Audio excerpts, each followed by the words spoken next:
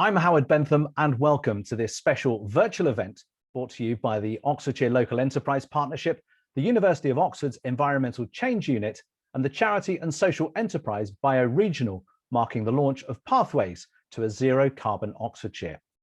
To quote Sir David Attenborough from his Witness Statement TV documentary series last year, "The future of humanity and indeed all life on Earth now depends on us.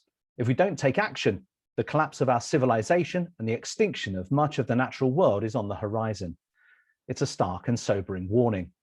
Later this year, the United Kingdom is hosting the UN Climate Change Conference, or COP26 as it's known. It's a chance for the world's leaders to take action and implement meaningful policies to help safeguard the planet's future. It's now 2 years since the UK government made the pledge to reach zero carbon emissions by 2050. Closer to home, here in Oxfordshire, our local authorities have all contributed to today's report, Pathways to a Zero Carbon Oxfordshire. Our county council, all our district councils, along with our universities, leading environmental research bodies, plus a major local power generating company are all developing plans to achieve net zero carbon emissions by 2050 or sooner. This report addresses the question of how Oxfordshire can achieve this target of net zero emissions in the context of rapid economic growth. The report places a spotlight on the challenges ahead in transforming the county's energy and transport systems, as well as the need to upgrade Oxfordshire's building stock and use of land for carbon sequestration. It also points to areas where change and investment is urgently needed.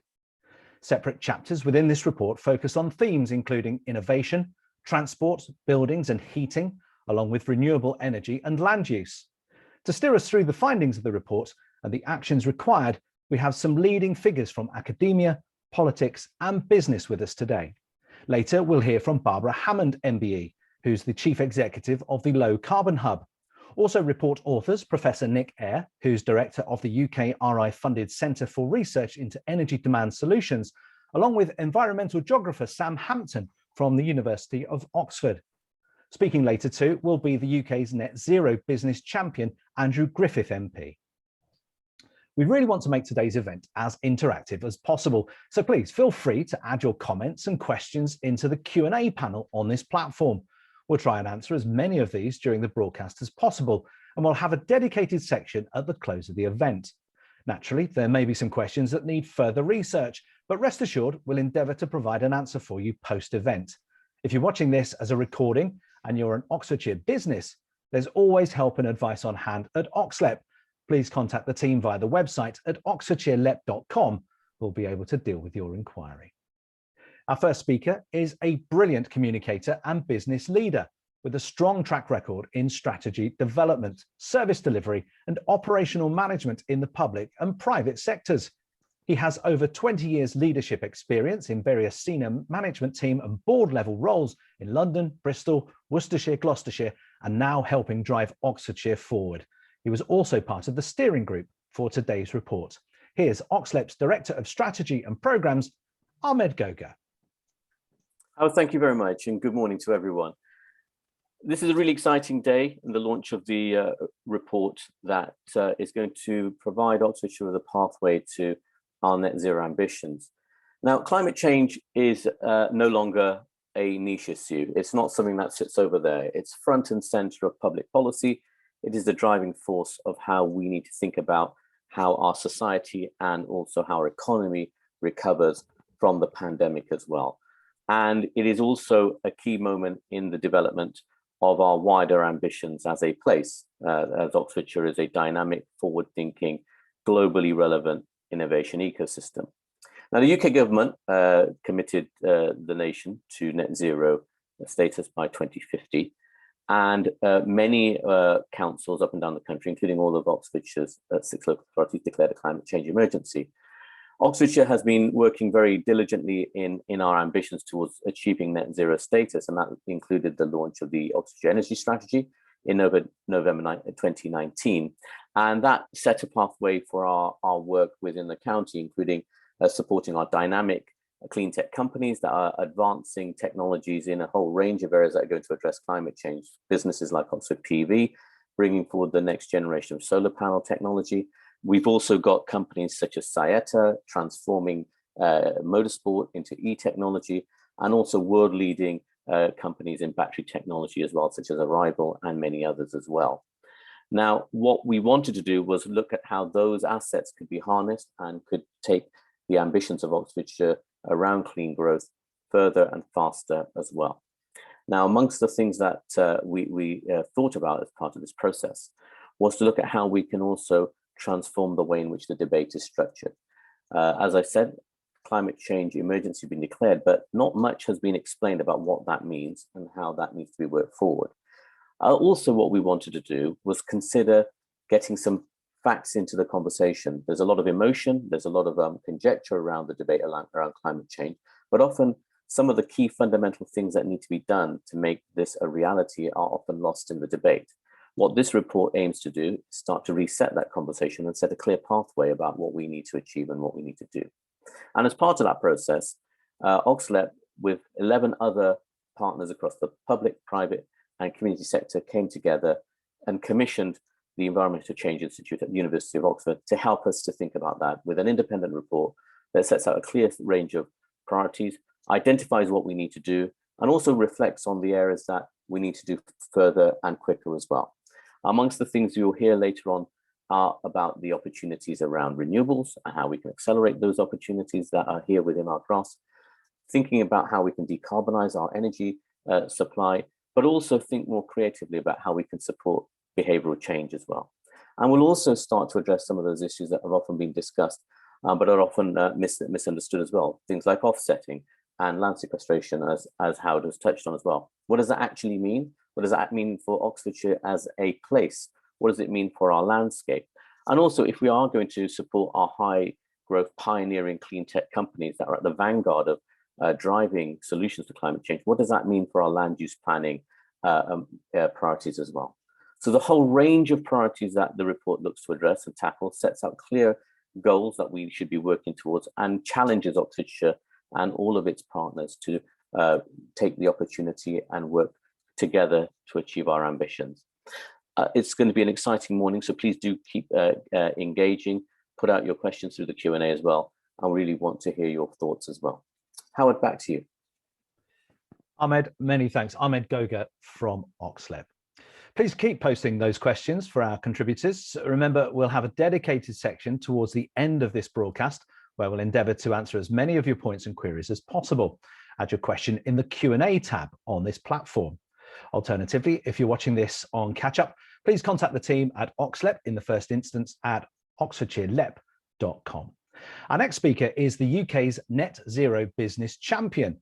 His role is to support the country's business community to make credible plans to net zero by 2050 or earlier and showcase the UK's place as a global leader in tackling climate change.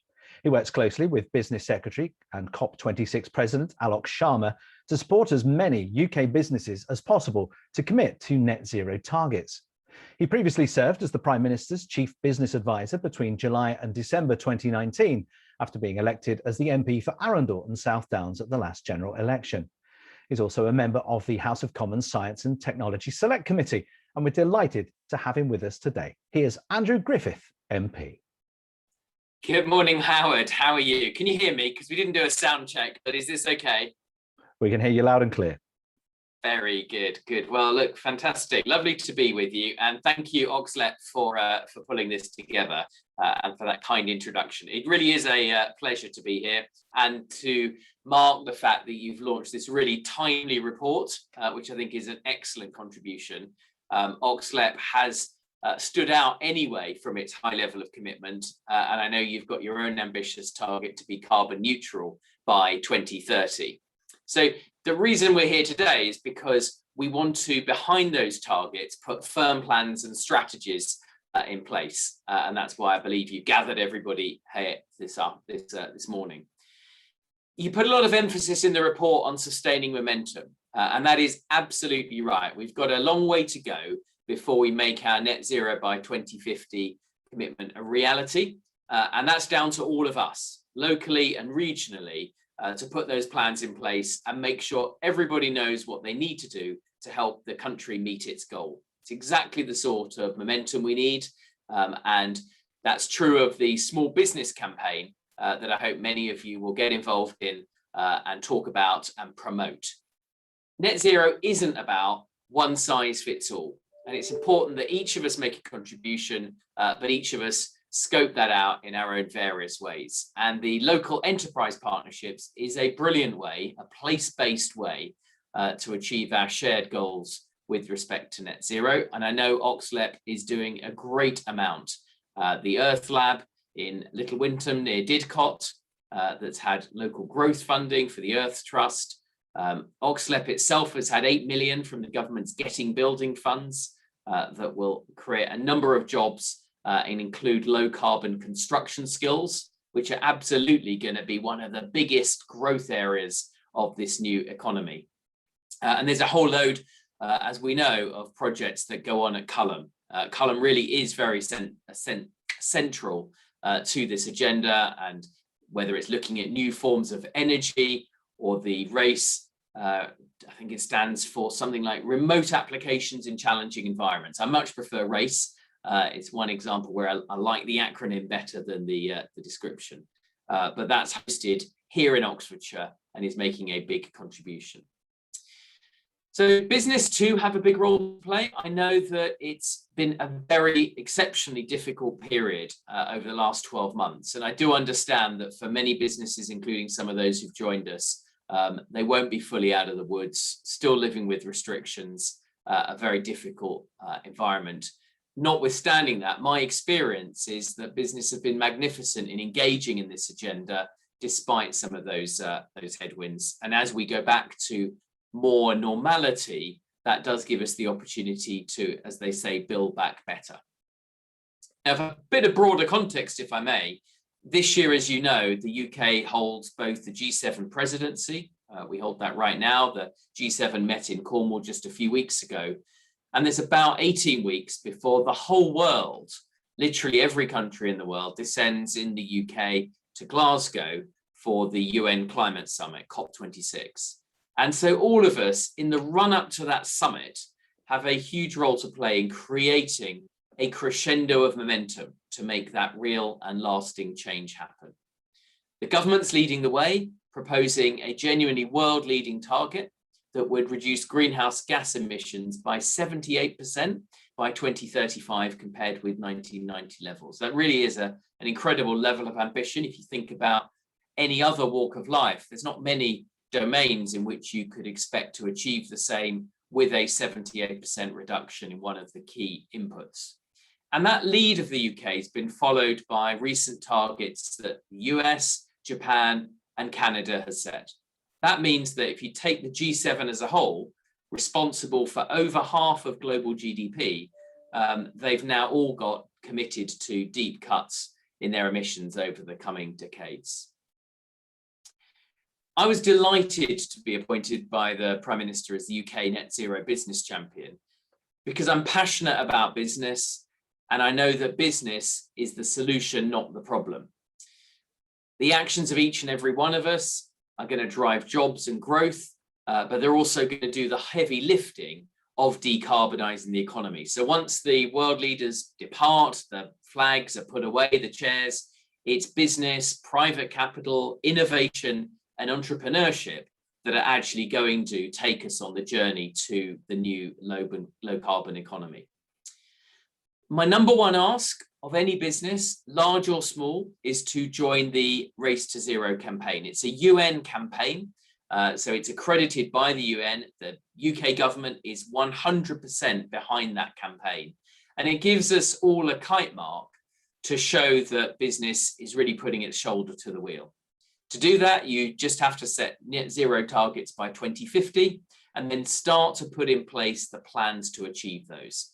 And there are a number of different entry points. If you're a larger business, there's something like the business ambition for 1.5 degrees. Or if you're a smaller business, go to businessclimatehub.org.uk and you can sign up there and then. And there's very simple actions that every business of every side can take. And we're all in this together.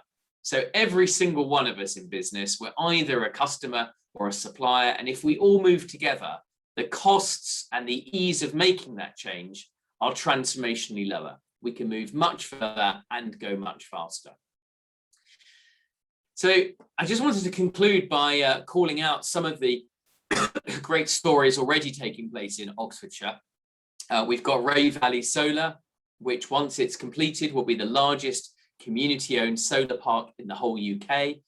Ahmed talked about Oxford PV, which has got a genuinely groundbreaking new energy solar technology that's much more efficient. It's a better mousetrap in solar land, and is going to be a big and successful business. And we've got the Eco Business Centre, which already happens to be the UK's first non-residential building to achieve the Passive Plus standard. So I think there's a huge appetite for this change. Many of you today here are in the vanguard of that. I think, to conclude, we've got a huge task, but we've also got a huge opportunity for us. I'm so encouraged by all of the positive feedback I hear from business, and I look forward to collaborating with OxLEP and with all of you in the coming weeks and months ahead. Thank you. And thank you, Andrew Griffith MP. Today's launch event and the creation of the report, Pathways to a Zero Carbon Oxfordshire, is a collaboration between the University of Oxford's Environmental Change Unit and Bioregional, who are a charity and social enterprise that works with partners to create better places to live and work. The Oxfordshire Local Enterprise Partnership, or OxLEP, is one of the key funders of this report. OxLEP champions Oxfordshire's economic potential, acting as a catalyst to drive a dynamic and growing economy. Since its launch in 2011, OxLEP has secured around £660 million worth of central government and European funds for the Oxfordshire economy and helped create tens of thousands of jobs locally. Let's hear from two of the report's authors. In a moment, the University of Oxford's Sam Hampton, but first, the man who is currently Director of the UKRI funded Centre for Research into Energy Demand Solutions, as well as Professor of Energy and Climate Policy in the Environmental Change Institute of the University of Oxford. Since 2020, he's been scientific advisor on climate change to Oxford City Council, and from 2007 to 2017 was a co-director of the UK Energy Research Centre after holding the role of Director of Strategy of the Energy Saving Trust. Here's Professor Nick Eyre. Thank you very much, Howard, for that introduction, and thank you to Ahmed for introducing the whole event. Particularly, thank you to Andrew for providing such a clear presentation on the scale of government ambition in this area. Ambition that, of course, we share here in Oxfordshire. I'm just going to share my screen. I hope that works, does it? So yes. For us doing the analysis, our starting point was what we call the 2014 report. Seems a long time ago now that this report, Oxfordshire's Low Carbon Economy, which the Environmental Change Institute, along with Low Carbon Oxford, did for Oxfordshire stakeholders. And this was a newer issue in those days. A lot of what Andrew and Ahmed said was not true at that time. And I think the big surprise that came out of the report was that low carbon was already a major sector in the Oxfordshire economy, worth more than £1 billion a year. And perhaps the more difficult issue was that we identified that if Oxfordshire was going to drive forward the low carbon economy in the county itself, that would require a huge amount of investment, in excess of £100 million a year in clean energy, buildings and transport in particular. The upsides we identified for that were some very significant potential benefits in quality of life, particularly around air quality and health, but perhaps most of all around the opportunities in the local economy. And particularly, we identified this synergy between local action and global economic opportunities, shown there in the little diagram in the bottom right, whereby local actors through living laboratories can help create global business opportunities for Oxfordshire, That creates wealth, which can be then fed back into investment in infrastructure and help our low carbon economy. And so a virtuous circle is created, which helps both the economy and the environment. In our report that we're launching today, we do a little bit of looking back to see how well we've done, and frankly, it's a mixed picture. The green innovation sector has done very well in the 7 years since then. In some areas, notably electrification of vehicles, we've also made a lot of progress. But renewables growth has been less fast than we expected. And progress with building retrofit has been severely inadequate. So what's changed since 2014? Well, the obvious thing, as Andrew set out, is the scale of international and national ambition, in particular the aim to get to net zero by 2050. And the implication of that is that we no longer talk about low carbon, we talk about zero carbon. And when you think about it, that is a huge change. It means that the whole basis of our economy since the Industrial Revolution being based on fossil fuels needs to change in those 3 decades. It means that we're no longer thinking about low carbon as a sector, we're talking about zero carbon as a fundamental for the whole economy. Climate change has clearly become a major concern for large numbers of the public. The vast majority of the public is shown in opinion polls. So we're seeing increased citizen and business action. The most obvious forms are the school strikes, Extinction Rebellion, but we're also seeing quieter progress by citizen groups and businesses large and small in taking forward low carbon investment and action. And this has spilled over into being a central commitment for public authorities in the county. All the districts and county are signed up to the climate emergency. And I quote there at the bottom the statement from the new coalition leading the county council, the Oxfordshire Fair Deal Alliance, aiming to tackle the climate emergency through rapid decarbonisation. And we certainly wouldn't have seen that as a headline commitment from any public authority 7 years ago. So a lot has changed. What does it mean in practice? Well, my colleague Sam Hampton's going to go through the report in more detail, but I just wanted to spell out what it means, not particularly for Oxfordshire, but for the whole country, in what I think is relatively blunt terms, quite deliberately. We need all of these things. We need large increases in local generation of renewables. We will need major renovation of most of our buildings. We will need big increases in the use of public transport, cycling and walking to substitute for car journeys. We can't have any more fossil fuel boilers. We need to end those. We need to replace all petrol and diesel vehicles, in both cases, not some, all. And we will face very difficult decisions on land use priorities between development, food, energy and nature. So this isn't a conservation agenda, an agenda of keeping things the same. This is an agenda of change, and social and technical innovation are going to be critical to make this happen. So on to the report. As I say, my colleague Sam Hampton, who's managed the project and been lead author on most of the chapters, will be talking you through the results in a moment. But we've had a great team working on the report. Our colleagues from Bioregional, Lewis Knight and Hannah Scott, have written the innovation chapter based on their extensive knowledge of the green technology sector in the county. My university colleague from our transport studies unit, Hannah Budnitz, has written the transport chapter. My colleague from the Environmental Change Institute, Gavin Killip, who's like me is one of the retreads from the 2014 report, has drafted the buildings chapter. And our colleague from engineering science, Scott Wheeler, who works on the Local Energy Oxfordshire project, has brought his extensive knowledge of the low carbon energy sector to the energy chapter. And last but absolutely not least, a new chapter compared to the 2014 report on land use has been drafted by our colleague Alison Smith.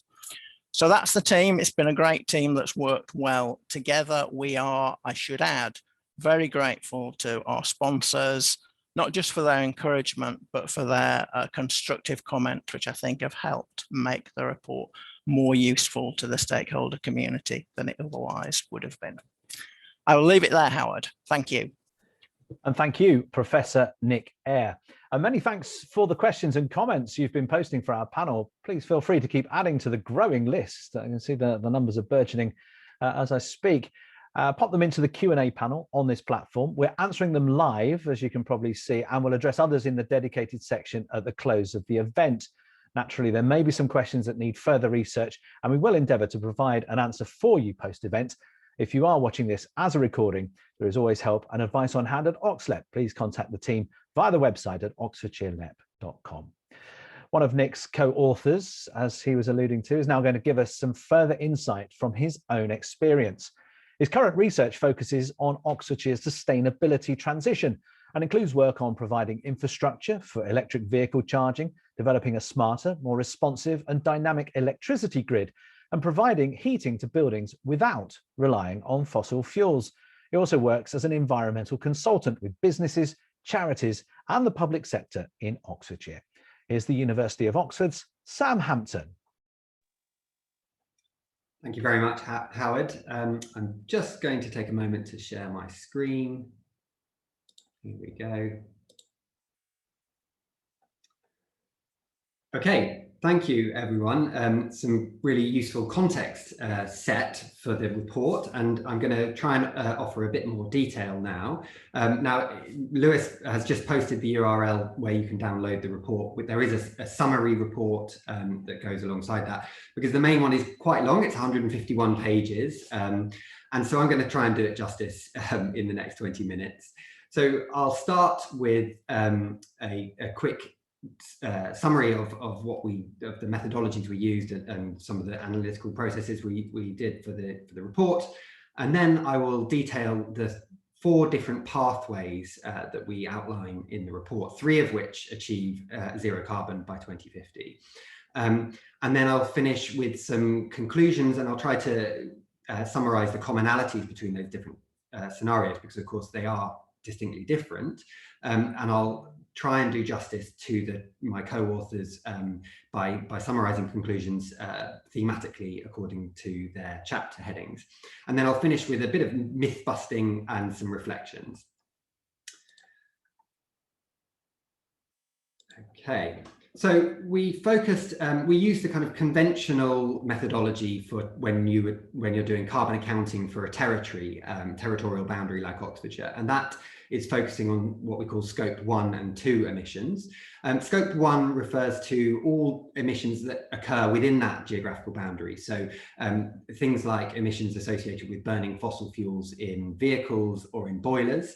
And scope 2 refers to those emissions that we have direct control over, but that might not occur in Oxfordshire. So namely electricity, which might be generated outside of the county in a gas power plant, for example, but we import the electricity and have full control over its use. Now, scope 3 shouldn't be underestimated, and that includes everything else, essentially. So it includes all the embodied carbon associated with the products that we buy and use and import into the county. It includes embodied carbon in the infrastructure and buildings that we construct. And it also includes aviation and shipping. So these are really significant, but there's a danger when you're doing an analysis for a territory that you can go into double counting. So we've followed the kind of international protocol for territorial emissions and focused on scope 1 and 2 here, but we do acknowledge how significant scope 3 emissions can be. Now, we also haven't tried to reinvent the wheel when it comes to scenario modeling. There are some excellent organizations that have done some really detailed number crunching. So that includes the Committee on Climate Change. Their scenarios are in the 6th carbon budget are really detailed, but also National Grid. And we chose to adapt their future energy scenarios from 2020. And those are focused on the UK as a whole, and both theirs and the CCC's scenarios are focused on 2050, largely because that's the target that has been set by national government. Still an ambitious target, even if it is 3 decades away. So we focus on 2052, but in Oxfordshire we have a long-running target of a 50% emissions reduction by 2030, and that's based on a 2008 baseline. And we show in the report that we are actually currently on track for that target, so that's really good news. And what we do in our scenarios is have 2030 as a milestone. Now, one thing that we have to consider is what's different about Oxfordshire when we're adapting essentially work that's focused on the UK as a whole. And one key, well, we are a largely rural county with a relatively small city, but one big story that we mustn't forget is our growth trajectory. So we are in the middle of a rapid period of growth in terms of, well, notwithstanding the pandemic, our GDP has been growing faster than the national average. And we're also in the middle of constructing 100,000 new homes, which are set to be complete by 2031. So in the report, we've accommodated that growth in our assumptions and our numbers. And beyond 2031, we anticipate a slight slowing of population increase, but it's still at a much faster rate than the national rate as a whole. So that's to say something about our assumptions. We do publish many more of our assumptions in the report. Okay, so to go through the scenarios, we have 4. Steady progression, I'll go through them in detail, but steady progression is the only one that doesn't achieve net zero by 2050. And then the other 3 have different characteristics and take us on different pathways towards that same target. Okay, so starting with steady progression, it's more than just a business as usual scenario because it extrapolates from existing trends, but accommodates also acknowledges the fact that there have been some very ambitious announcements coming from central government recently, things like, as Andrew alluded to, the 78% reduction target by 2030 in terms of emissions, but also the ban on new sales of internal combustion engine vehicles by 2030. So it's not just business as usual, we have to acknowledge that. So what that comes out as for Oxfordshire is that we miss our 2030 target. Having been on track, it slows slightly to achieve 41% reduction on 2008 baseline, and then it doesn't achieve zero carbon by 2050. And that's because we see more of the same when it comes to energy efficiency in buildings and installations of renewable heating, which have been very, very slow in the last few decades, really. And so we see gas still used for heating well into the 2040s, and a continued reliance on private transport. The electric vehicle transition is a bit slower, but recognizing that 2030 ban, we do anticipate that it would reach close to 100% of vehicles by 2050, but the number of vehicles will still be very high, and so we'll have issues with congestion and other localized air pollution as well. In the land use sector, we anticipate that carbon stored in land falls slightly, and food production falls to 40% of our requirements when measured in kind of the calorific demand from Oxfordshire. And that compares to about 74% food production at today's levels. Okay, so more optimistically, moving on to the net zero scenarios. The first one's called societal transformation. And here we see, we assume that we see a kind of social revolution in catalyzing some of the attitude changes that we've seen over the last few years. So it's driven by individual behavior change and more environmentally conscious choices by consumers and businesses. And so we see a strong take-up of domestic energy efficiency measures, so whole house retrofit, the installation of heat pumps to replace gas and oil boilers, uptake of walking and cycling, continuing from some of the trends that we've seen in the last 18 months, and strong take-up and rapid take-up of electric vehicles. So as a result, particularly of the installation of heat pumps and electric vehicles, is the electrification of heat and transport. So we see that electricity demand increases dramatically, and actually in this scenario it doubles from today's levels by 2050. And that places a lot of strain, obviously, on the existing electricity grid, and will require, in all of our net zero scenarios, significant investment in the grid. But some of that investment can be mitigated through flexibility. And in this scenario, being kind of citizen-led, we see a lot of that flexibility being driven by user behaviors.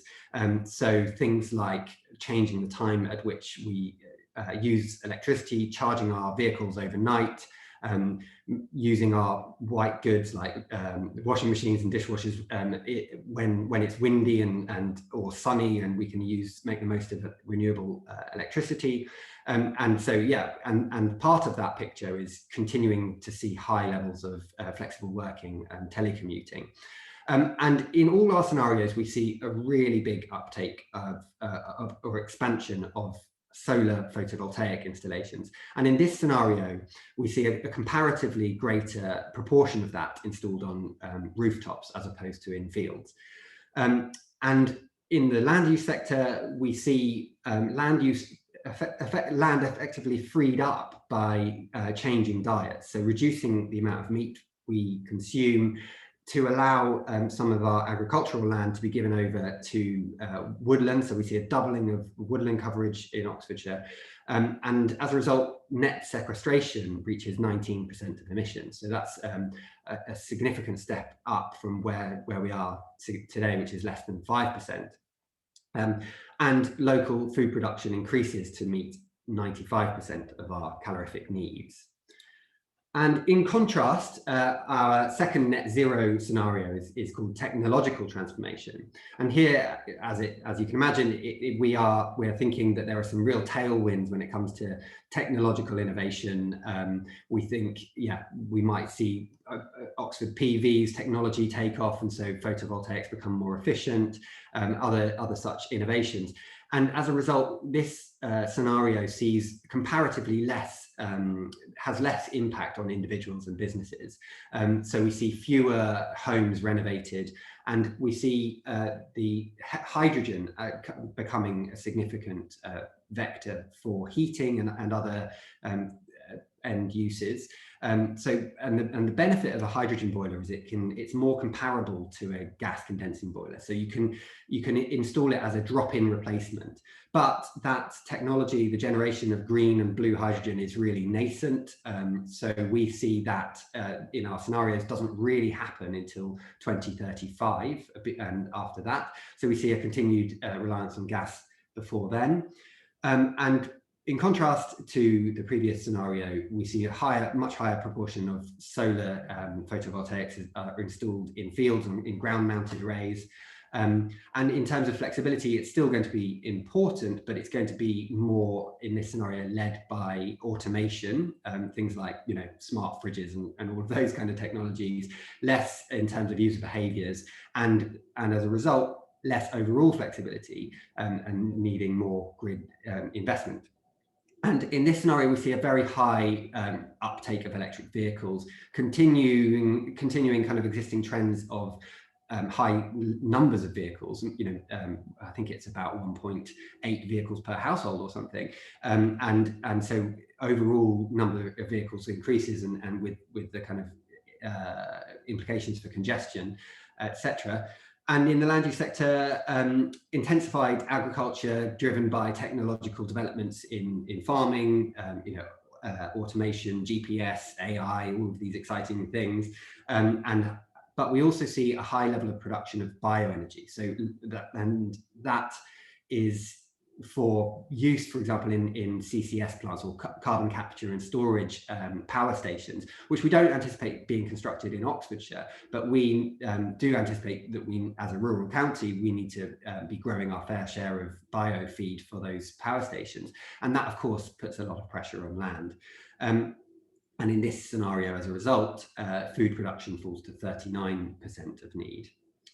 Now, finally, we have a scenario called Oxfordshire Leading the Way, which essentially takes the best bits or the most ambitious bits from the previous two, and it's driven by strong public and local policy support. And that ambition sees high levels of building retrofit, very high numbers of heat pumps. We're talking about tens of thousands of heat pumps being installed across the building stock. Strong user flexibility in terms of things like vehicle to grid technology that we might see come along. Also, in this scenario, we still see high levels of bioenergy used for exporting those biofuels to CCS plants. And in transport, the strong uptake of active travel, walking and cycling, shared mobility, and the expansion and proliferation of low traffic neighbourhoods beyond Oxford, where they're being rolled out at the moment, to all the market towns of Oxfordshire. And here we see a real moonshot when it comes to solar generation. So increasing current levels of generation by 10 times and representing 1% of land, even if we do make the most of all the rooftops of Oxfordshire too. But to put that in context with what I've said about doubling electricity demand, it shows, how big this challenge is, that even with that level of solar deployment, we only meet 52% of our electricity demand. And so we rely on renewable technologies such as onshore and offshore wind elsewhere in the country and bioenergy. And although obviously we do get windy days in Oxfordshire, we also have large areas of outstanding natural beauty, and we're not as windy as other places in the country, so we don't anticipate wind turbines being rolled out extensively. So we really think that the story when it comes to energy production in Oxfordshire is a solar story. Now, in this scenario, we see an overall reduction in travel demand, and a reduction in the number of private vehicles, and transport, as I say, is shifted to active modes and public transport, but also flexibility, working from home and other forms of connectivity. And largely due to the high levels of bioenergy production, in this scenario, food production falls to 55% of needs. Okay, so now I'm going to run through some kind of thematic conclusions and try to, I've outlined the different characteristics of those pathways. And so they will have different implications for each of these sectors of the economy, but some of the commonalities here I'll try and draw out. So as Ahmed indicated, innovation in Oxfordshire is a real strength, and in our 2014 report, we really highlighted the strength of the low carbon sector as an opportunity for economic growth and job creation. And we have seen that in the last 7 years. But as Nick said, it's really important now that we no longer see low carbon as a sector. We need to be striving for zero carbon across the entire economy. And so to do that, we need to kind of see a shift away from our existing strengths in the high-tech sectors, engineering and science, towards including the whole economy. And so the transition must be a bit more inclusive, a bit less white and male possibly. And actually, I think we have things to celebrate here as well. So the Oxfordshire branch of Women in Sustainability is a real strength. There's probably a need for something equivalent to better represent ethnic minorities in the zero carbon transition, but also different business models. It's not all just going to be driven by the private sector. We have fantastic grassroots organisations in Oxfordshire, represented, for example, by the Community Action Group network, and they deserve more credit for what they're doing, and that's a form of innovation that is probably not represented by the image I've chosen here. So as others have said, it's imperative that we see some of the positive trends that we've seen in the pandemic, things like active travel, continue, but also in building back better, we obviously need to link that with ambition on climate. And we flag in the report that obviously all of this is going to require significant investment, but sometimes it gets forgotten that the vast majority of that investment will come from the private sector. It's not all just big university projects and government grants that drive this. It's all of those investments by consumers and businesses. Okay, moving on to transport. This is a sector where emissions have remained stubbornly high, although it's something to be optimistic about is that the uptake of electric vehicles is accelerating quickly. And the latest figures I've seen from late last year are that 23% of all new vehicle registrations in Oxfordshire were pure battery electric vehicles, which is rising very rapidly, but certainly not as high as we'd like to see it. And my colleague Hannah, who wrote the transport chapter, used this very useful framework, avoid, shift and improve, to highlight that it's not just about going to electric vehicles. Avoiding is about reducing the demand for transport entirely. Shifting is about shifting modes of transport towards cleaner modes, so active travel, public and shared mobility. And then improving is perhaps the area of transport that gets the most attention, which is electrification and efficiency of vehicles. Another area which has seen not enough progress is in buildings and heat.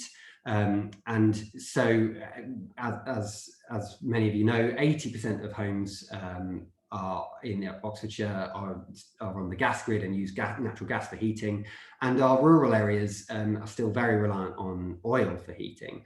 And there have been very, very few installations of biomass systems or heat pumps in the county, and that really needs to improve alongside a major programme of retrofit, not least because heat pumps just don't work very well in leaky buildings, so energy efficiency is essential. And as Nick has highlighted, we need to see a rapid phase out of gas boilers and replacing those with those renewable sources of heating, biomass and heat pumps in particular.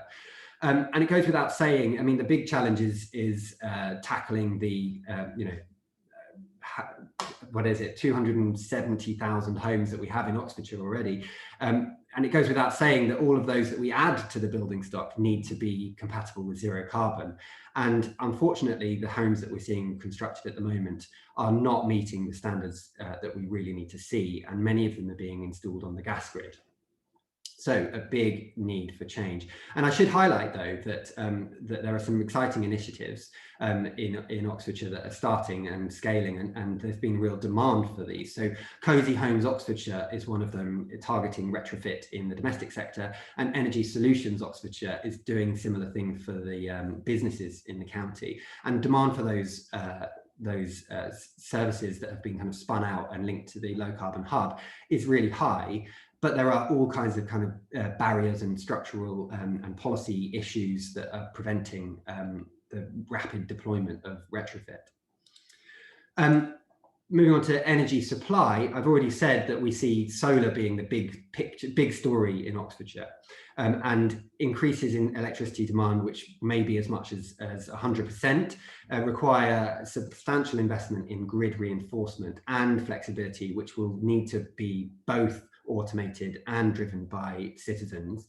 But to facilitate all of this and to facilitate the better use of our existing assets, we need really a lot better information about how electricity and other forms of energy are used. And we call this data at the grid edge. And Project LEO, or Local Energy Oxfordshire, being led by SSEN and with involvement from Low Carbon Hub and the university and others, are doing fantastic things at getting better granular data and information about how energy is used. So installing sensors on the low voltage network, for example. So really exciting, but a lot is needed there too. And then finally, in land, I've highlighted that there's Nick has also said that there's some difficult decisions to be made. There's all kinds of trade-offs when it comes to land and decisions to be made. So innovation in food production is going to be a key part of that picture, but we also need to relieve pressure on land by changing our diets, and that's going to be a key part of the picture, and restoring ecosystems and natural capital to boost biodiversity, but also carbon sequestration. And that links actually to my first of our myths that we wanted to bust in the report. And the first is that we should plant trees to offset our emissions. Now, obviously trees are important, and we've talked about doubling woodland, but it's not just about trees. Trees can only remove a small fraction of our current emissions, and we need to restore a mix of native ecosystems to reverse biodiversity loss too. Another myth is that, oh, we just don't have the skills to achieve the transformation that we're talking about. Well, maybe that's true, but the skills challenge is not just a supply problem. We also need demand for the skills. So we need demand for retrofit, and the trades sector will respond to that demand. And that means new kinds of jobs and business models in new markets for zero carbon solutions. It's not just about high-tech skills, it's about all those installers of heat pumps and energy efficiency as well. Now, thirdly, as I've indicated, in transport, it's not just about electric vehicles. They're not coming to save us. There are all kinds of problems with just relying on that, and switching to cleaner fuels is just simply insufficient. We also need to reduce our overall transport demand and complete more of our journeys by walking, cycling, public and shared transport. Now, the date of net zero has attracted a lot of interest and controversy, and as many of you know, the UK has set a 2050 target, but different organisations have set targets for before then. So each of the local authorities have got their own targets for their own operational emissions, but they've also got aspirational goals for achieving area-wide emissions reductions, and some of those even aim for 2030. Now, we think that when we've crunched the numbers, thinking about how much of this picture relies on national policy, it's going to be really, really difficult to achieve that well ahead of national targets. So, not least 2 decades. So without relying on carbon offsets, which is something we're clear on, and without new significant powers for local authorities, we don't think it's going to be easy at all to achieve net zero well ahead of 2050. Next, some people still think that fossil fuels are essential for economic growth. And now I think it's really clear that in Oxfordshire in particular, the low carbon technologies, zero carbon technologies are driving economic growth. So they represent job creation opportunities, but also the opportunity to use more efficient use of resources. And unlike spending on fossil fuels, which tends to go elsewhere in the county because we don't have coal mines and power stations in Oxfordshire, investment in renewables is investment that stays local. Finally, it all comes down to individual behaviours. You often see this kind of, well, it's all about behaviour change is what we need. Well, we do think that lifestyle change and different choices will be really important, but we have to remember that we are influenced and constrained by infrastructures and systems of provision of food and energy, and also social and cultural norms. And reshaping these requires action from actors across all different scales. Okay, just to finish then on some reflections, I think it's fantastic how we've seen such high levels of ambition from a variety of local stakeholders. This report, I don't think it's been mentioned yet, but it's been funded by 12 different organisations, and I think that really reflects how many people are focused on this this priority now. And as I said, the local authorities have really devoting a lot of time and effort to thinking about putting some action plans and strategies in place behind those climate emergency declarations. But it's really important to remember, and we flag in the report, that a lot of this still depends on national policy, and local authorities and other stakeholders have only got so much influence and power. So, I'm not the first person to say it, but change is urgent. We are already seeing a lot of change. We are well on our way to achieving a 50% reduction in emissions by 2030 in Oxfordshire. But it could be said that, some of the changes that we've seen are kind of low-hanging fruit, and some of those are changes that we've benefited from elsewhere outside of the county, things like the deployment of offshore wind. So we shouldn't underestimate the change that we're going to be needing to see in the next decade in particular, and then thereafter out to 2050. Okay, I will thank you and leave you with a nice picture of Blenheim Palace. It's a lovely picture, I quite agree. Sam Hampton, many thanks. Sam Hampton from the University of Oxford. In around 15 minutes time, we'll start to address some of the many questions that you've been posting in the Q&A facility on this platform. Thank you for all the contributions so far. I know our team are working really hard behind the scenes to bring it all together. There's still time to try and squeeze your question in, though, for our illustrious panel. And if you are watching this as a recording, then head to oxfordshirelep.com and one of the team will get back to you. Our EndNote speaker is the CEO of the Low Carbon Hub, who proudly say on their website they are a social enterprise that's out to prove we can meet our energy needs in a way that's good for people and good for the planet. During the first decade of this century, our guest speaker was in government, heading up the UK's renewable energy programme, where she set up the first capital grants programmes to support renewable energy technologies. Prior to this, she worked with Sir David King to help influence international partners on climate change in the run-up to the UK presidency of the G8 and the EU in 2005. Since 2008, though, she has been involved in community energy groups in her own neighbourhood, helping bring projects like the Oseney Lock Hydro and Matthew Arnold School's solar PV project to fruition.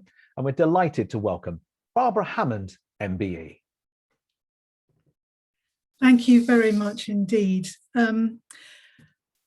I'm going to be changing slightly what I was going to say because I've been madly typing away answering questions in the Q&A, and I can see some of the themes emerging in the way that people are responding to what people are saying in this session and what the report says as well. So I'll try and do some of that in response to the whole event. But my job really is to put this into the context of Oxfordshire and bring us right back to us as a community in Oxfordshire, what this report says about us and what we can do and how we need to change what we do. And I would reflect on the distances that we have come. There's quite a lot of questioning in the chat, in the Q&A, which is a little bit pessimistic in tone, a little bit irritated, a little bit angry. But I think we must remember how far we've come and how far we can go if we keep working together. So when I was in government, running the UK renewable energy programmes back in the early 2000s, and Nick was at the Energy Saving Trust, we were doing the first capital grants for renewable energy in the UK. We were doing field trials, would you believe, for PV technologies to check that they worked. We did the first offshore wind capital grants to get a proper wind farm off our coast. It took 15 years until September 2017 before offshore wind actually beat nuclear in the CFD auctions. And we knew that we had an industry that could really forge the way for a properly renewables-based economy in the UK. And since the feed-in tariff was introduced in 2010, we have seen the explosion in renewable energy projects happen on our patch in Oxfordshire, and as the report identifies, we're producing 3% of the solar projects, which is sort of double what we should be doing with our population.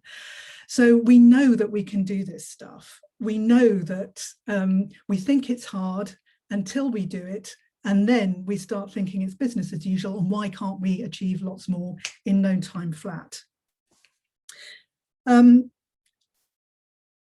As Nick was saying, you know, the major impulse all the way through since before the 2014 report has been to push the idea of climate change action on policymakers locally and nationally.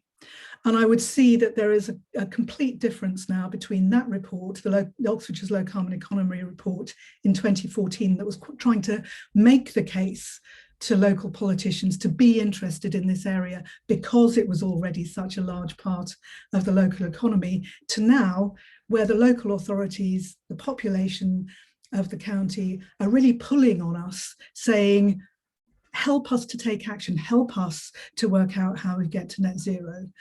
And that gives me some hope. And people might say that I'm absurdly optimistic about this, but I do see from the action we've taken so far, if we keep working together, if we keep collaborating, we can take the action that we need. And so the question is, what's Oxfordshire about this report? Isn't it saying what every single patch of the UK needs to be doing? What does it say about Oxfordshire that we can really understand to be Oxfordshire, and to make it necessary to be thinking about these things on the scale of Oxfordshire? One of the things that I would say is that it is the expression of the extent to which we have built an innovation ecosystem in Oxfordshire over the last 15 to 20 years. And that includes the people of Oxfordshire, as evidenced by the large number of social enterprises, community activities, community groups that we have in this area who are involved in that innovation ecosystem. That's quite a difference. And we're told that's a difference when people come to visit from other areas. And we will carry on making progress if we keep building that innovation infrastructure, that innovation ecosystem. If local authorities carry on wanting to work in partnership with them, with each other, with the universities, with social enterprise like ours, with the OxLEP, Local Enterprise Partnership. It's done a lot over the last 10 years. It needs to do a whole lot more, and it needs to be supported by really well-researched reports like the Pathways to Zero Carbon report, with seriously credible people independently producing that evidence.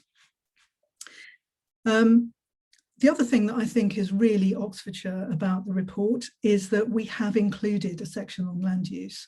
I know some of the comments in the Q&A are asking about food and about the Scope 3 emissions, but we are now recognising properly that we're working here with a predominantly rural county. You know, what's very interesting about working here is that we have a global brand in the city of Oxford and the University of Oxford, but that's a small city in the scheme of things, nestled within a landscape that is still 70% rural. And so that land use chapter is really starting to set out some of the issues that we have to solve if we're going to make progress and achieve that zero carbon target by 2030, 2050, 20 whatever. Personally, I prefer to set out the action rather than angst endlessly about the target.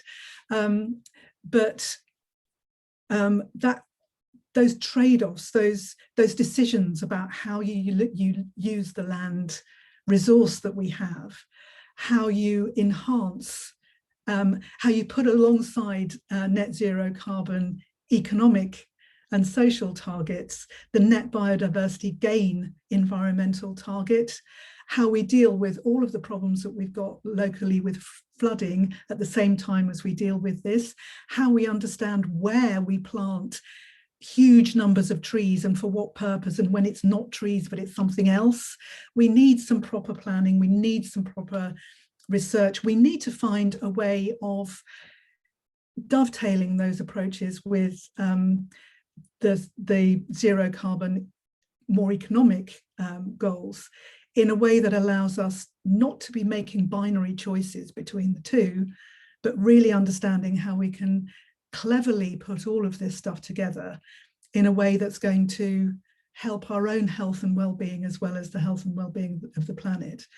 And I think it's absolutely true to be saying that those local economic targets done well for zero carbon and net biodiversity gains are a no-brainer.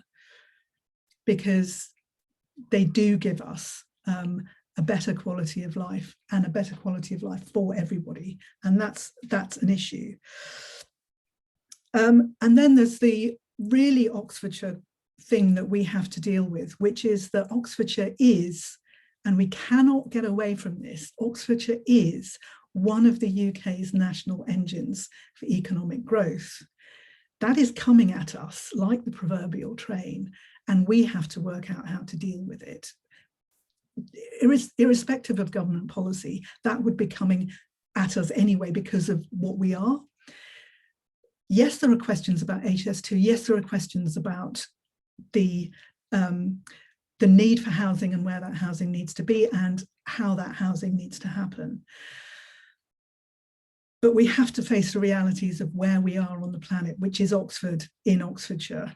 And we have to solve that. We have to be really clever in how we solve that, rather than fighting with each other over the rights and wrongs of one choice or the other, because it won't be one end of the spectrum or the other.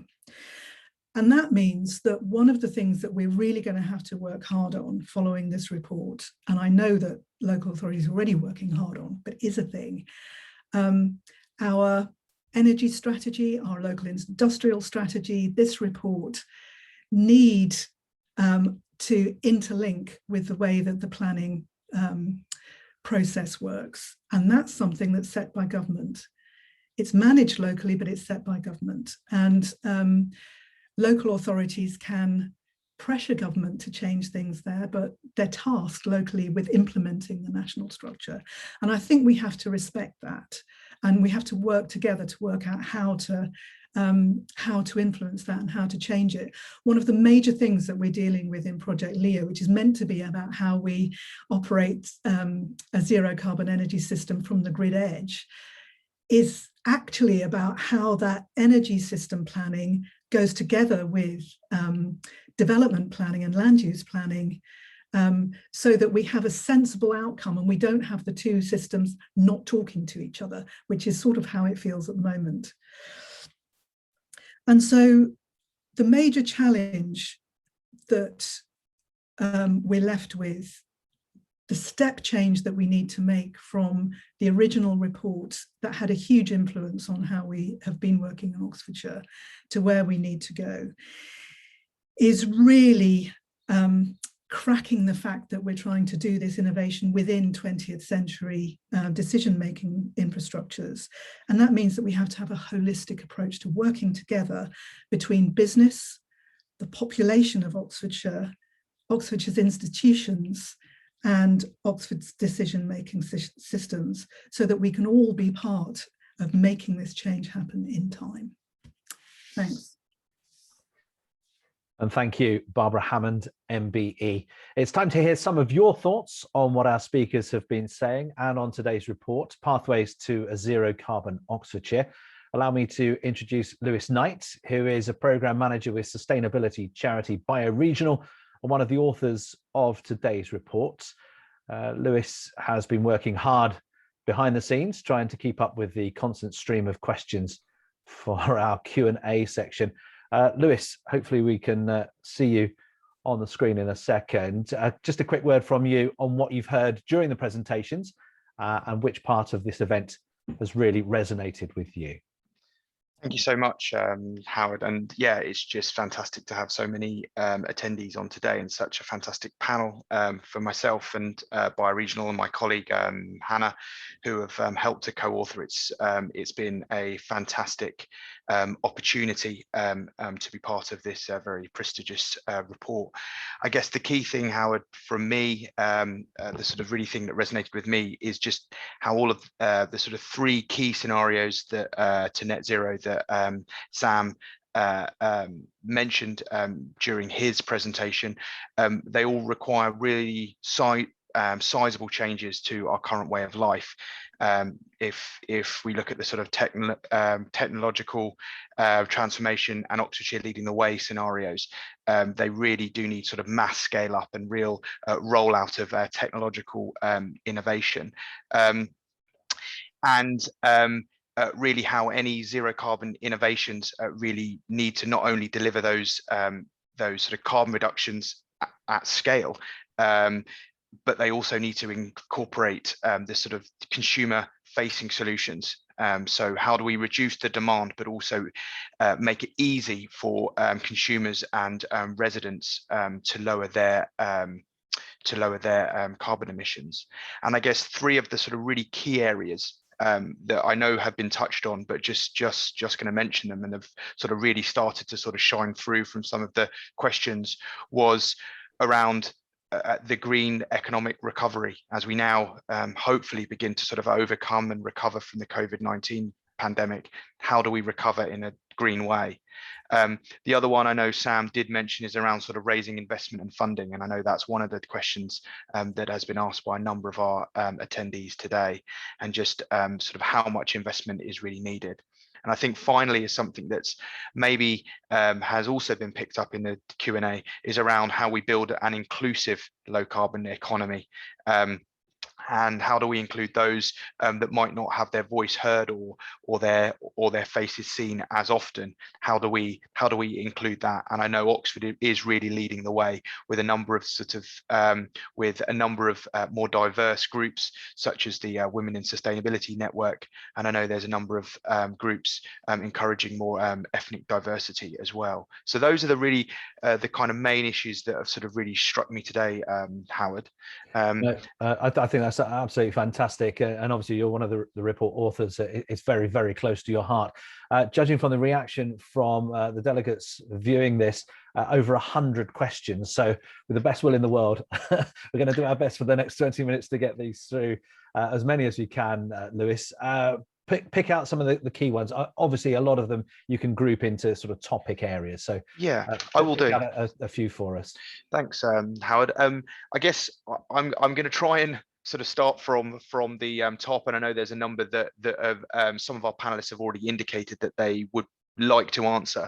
So I'm going to go to one of our authors, Alison Smith, who's authored the sort of land use chapter, and it's a question here from Dale Hoyland, really around sort of how local authorities can look to influence their residents to adopt sort of lower impact lifestyles and diets, predominantly, so sort of vegetarian and plant-based diets, in order to help meet the kind of zero carbon targets at a county and district level. Alison, it'd be great to hear your thoughts on this. Yes, thanks. That's a really great question. And it's a really complex and sensitive issue. And actually, there's a lot of NGOs and people already working in the food sector in Oxford who probably have a much better idea than me about how to actually influence consumer behaviour on the ground. I think as an academic, and as the author of the land use chapter in the report, my role, I think, is just to try and clarify the issues and the messages around diet and land use. And it's really clear from looking at agricultural statistics that half our wheat, 2/3 of our barley and 1/3 of our oats all go for animal feed. And therefore, if we shift to lower meat and lower dairy diets, we not only free up a lot of pasture, but we also free up a lot of arable land, which can then be used for nature recovery or for solar panels or whatever. And it's so important to try and integrate all these issues and look at all these complex trade-offs. Really important to send the right message to landowners that, you know, we do need to carry on eating food and producing food, and all these other land use options, solar panels, housing, biofuels, all have implications on land use. And we can't do everything on the same piece of land, and we need to get partnerships working on looking at this, the local nature partnership, for example, land users and other stakeholders.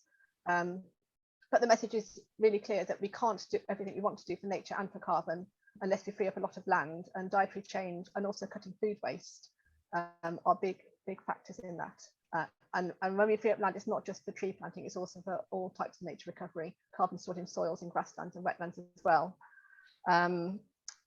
Yeah, so it's complex, but what it's all about is eating less but better animal produce, really. So shifting to more extensive production. You can only have like 1/4 of the stocking density if you're grazing animals for maintaining species-rich grassland, for example. So we all need to eat less but better meat.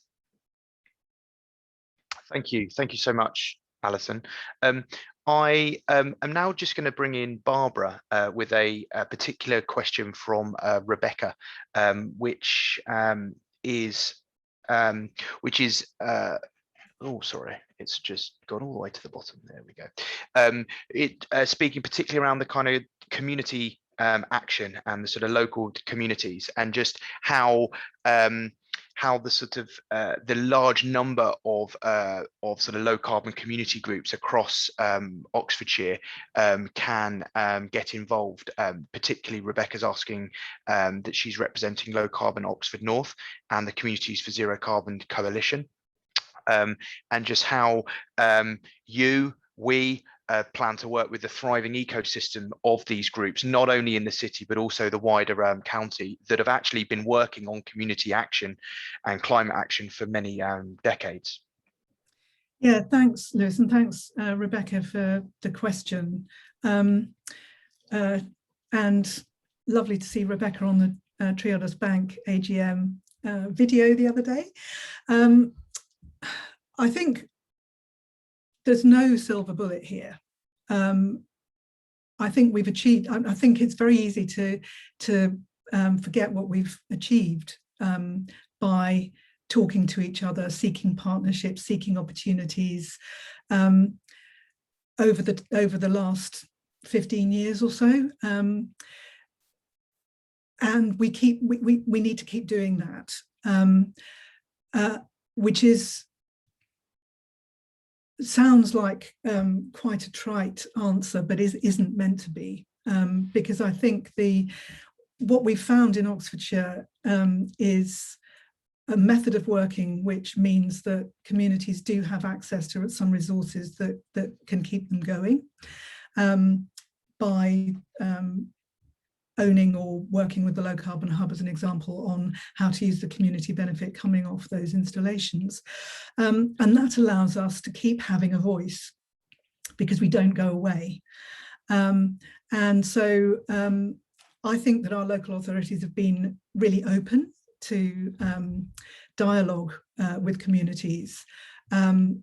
Oxford City Council ran one of the first climate emergency citizens assemblies, and the other local authorities in the county have been doing their own things as well. So I don't think there's any easy solution. It's keeping in there. It's everybody keeping aware. It's everybody wanting to build partnerships and having respect for each other to keep inviting each other into those debates, to make sure that we don't get into binary camps that end up dividing us all.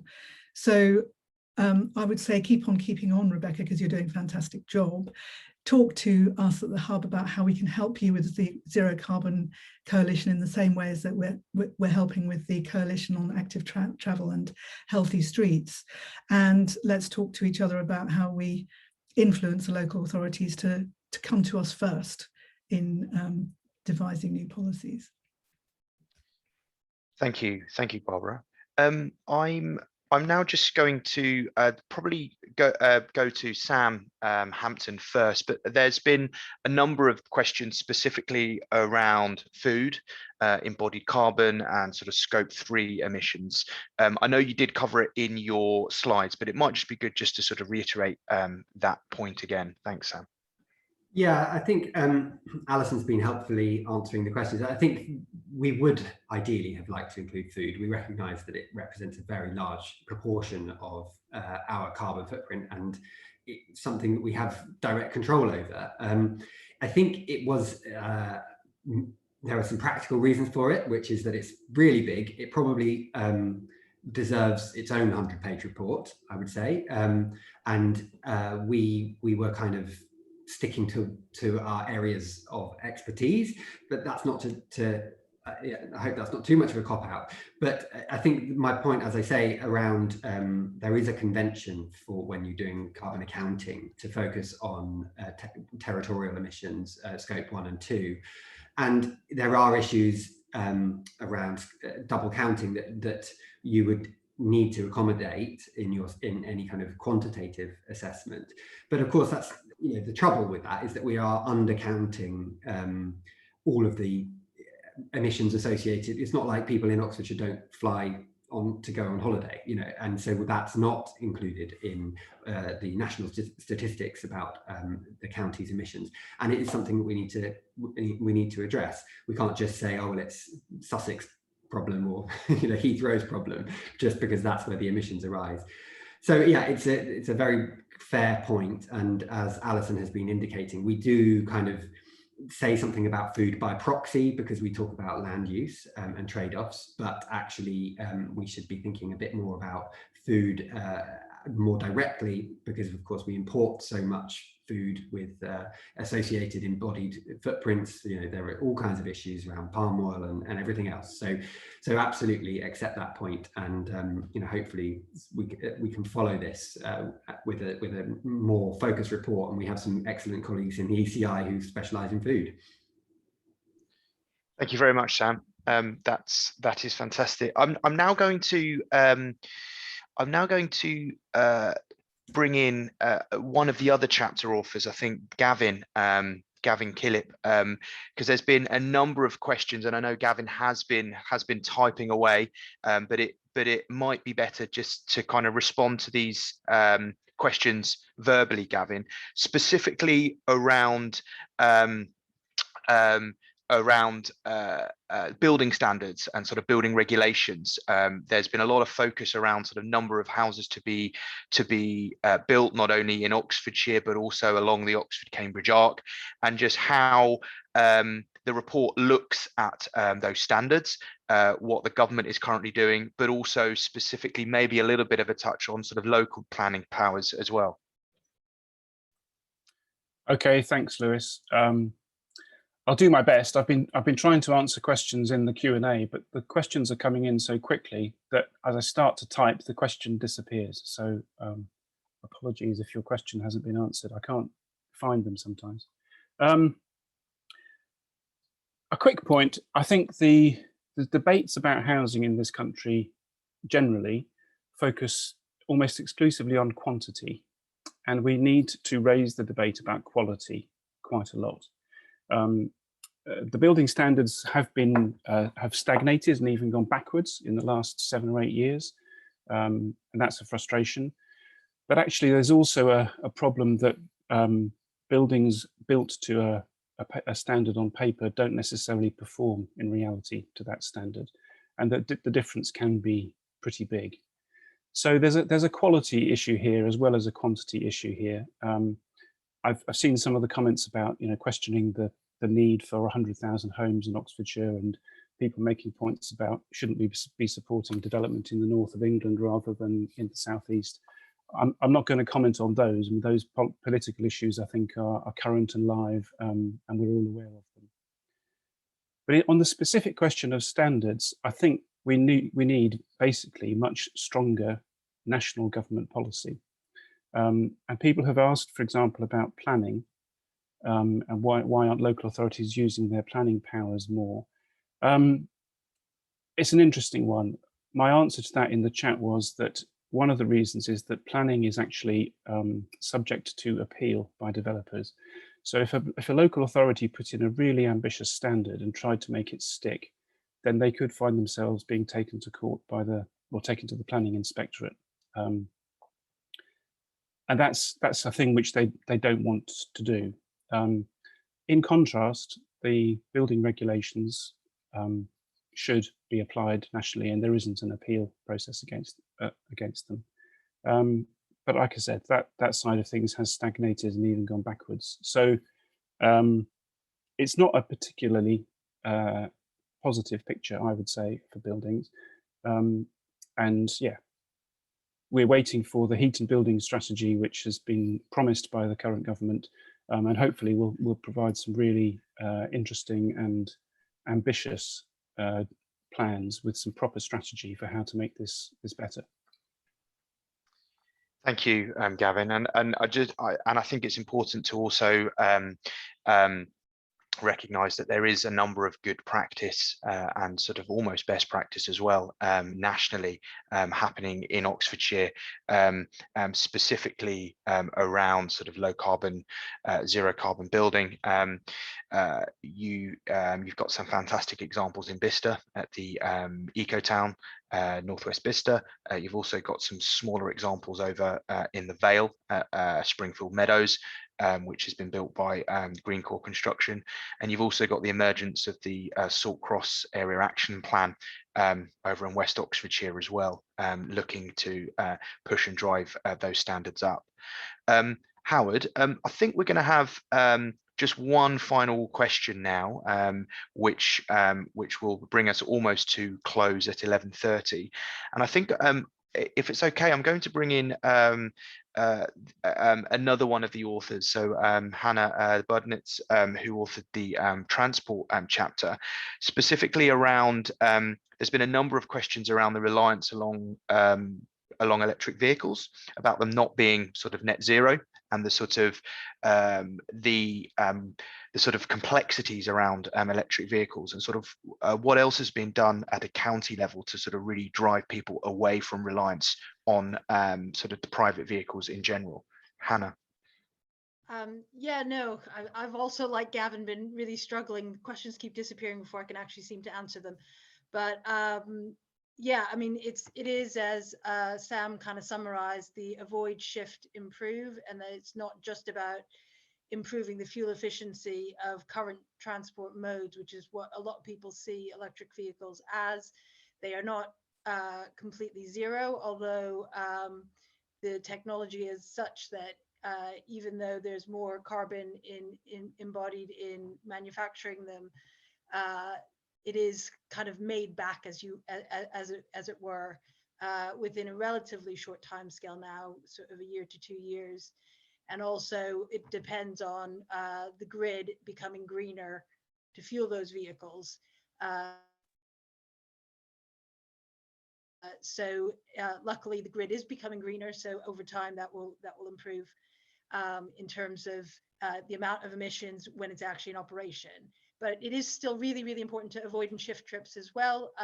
There's a lot of work being done on active travel and public transport.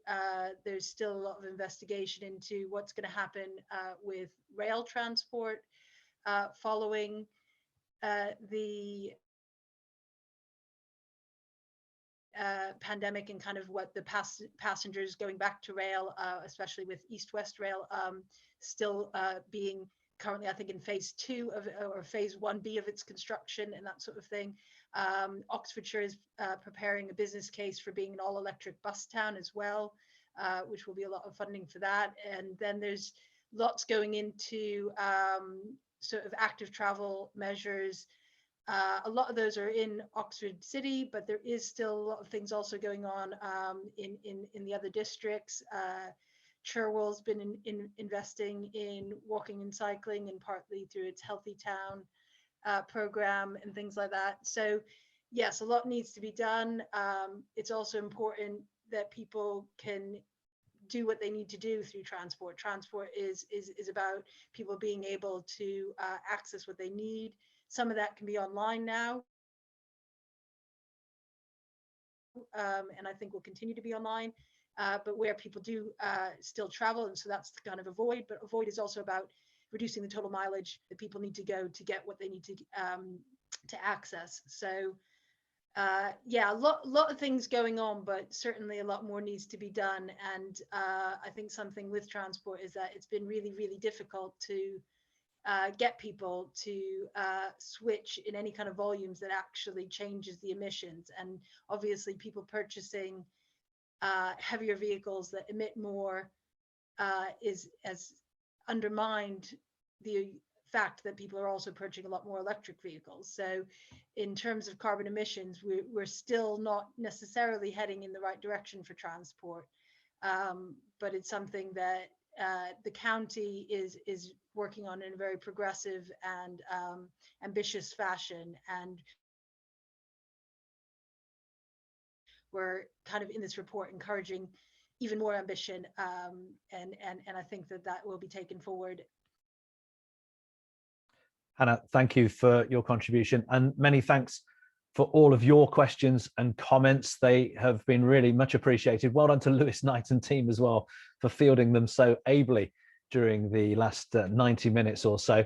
We need to say a huge thank you to our contributors today: OxLEP's Ahmed Goga, the UK's net zero business champion, Andrew Griffith MP, report authors, Professor Nick Eyre and Sam Hampton, and CEO of the Low Carbon Hub, Barbara Hammond, MBE. As we've been hearing, Oxfordshire has made rapid progress in reducing carbon emissions over the last decade and is on track to achieve the target agreed by its local authorities of a 50% reduction by 2030 from our 2008 levels. That is great news. The question now is, how can we sustain economic growth, build back better after the pandemic, and crucially, hit those net zero emission targets by 2050? Many of the answers are to be found in today's document, Pathways to a Zero Carbon Oxfordshire. There are plenty of challenges, social, political, economic, educational, and technological ones, all standing in the way. The human race needs to act globally, not just our leaders with rhetoric, promises, and protocols. Every country needs to play its part. Fundamentally, if we're to make this work, the will and action needs to come from each and every one of us. Today's launch has demonstrated we genuinely have the know-how here in Oxfordshire with our world-leading academics. We have the buy-in from our local authorities too, coupled with business support from OxLEP and practical help from the bioregional-led group Oxfordshire Green Tech to help companies and organisations become net zero. Please find a moment to explore their website at oxfordshiregreentech.co.uk. Let's hope the message continues to land in the wider population and for all of our sakes. To quote Sir David Attenborough once again, we need to reduce our impact by making sure that everything we do, we can do forever. In the next decades, humans must do something unprecedented, achieve a sustainable existence on Earth. Amen to that. Thanks again for watching, but for now from me, Howard Bentham, it's goodbye.